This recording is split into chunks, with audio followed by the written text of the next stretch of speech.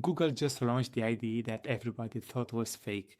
An IDE where AI agents actually build features for you, test them and prove they work. This makes Cursor look slow. Watch this. This is so easy to download, just a simple IDE, a fork on Visual Studio Code, and the interface looks like this. So in the next few minutes, I will show you why Antigravity isn't an assistant like Cursor, it's a full AI development team.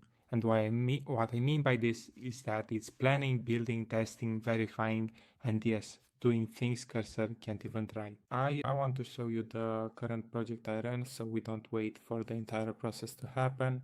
What I'm using for this is the Gemini 3 Pro High, which is a bit slower but very powerful. And the reasoning process I discuss about it on X is strong as well.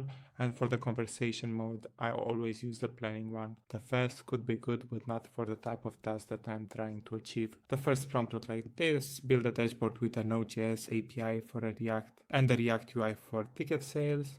And it goes into exploring the entire workspace we have, and then it starts planning. What it returns for this is two files, the implementation plane and the task. Okay, then I told him to run the plan because at some point it got an error and it started initializing the project itself, the back and the front end.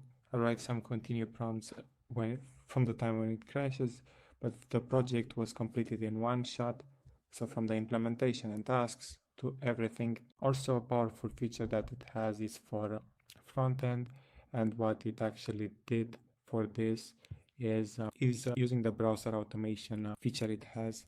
So this is where Cursor fully taps out. It requires you to install this Chrome extension, the browse one, and anti-gravity agents can control the actual browser. Click, navigate, validate the UI, record proof. It's like having a QA engineer built into your IDE. So it got launched and I asked how to run the project. Again, it crashed. However, at the second try, it showed me exactly how to do it, and I want to show you what's the end result of this. So the interface is quite basic, the UI as well. It pops up, yeah, the snack bar that is supposed to pop up is, yeah, it doesn't have the best interface so far, but in the back end and front end side, everything is happening as it's supposed to.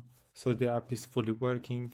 Maybe if I gave additional prompt details or tried a few shots would have been better, but I wanted to show you what is the achievement we can have with this type of prompt and what are the extra features compared to Cursor. So here's the real difference. Cursor helps you type code faster, and with Gravity builds features. It plans, it executes, it tests, it record proofs, it runs multiple agents at once, and yes, it uses the browser. This is the first IDE powered by a team of AI developers, and it changes everything. Thank you so much for watching.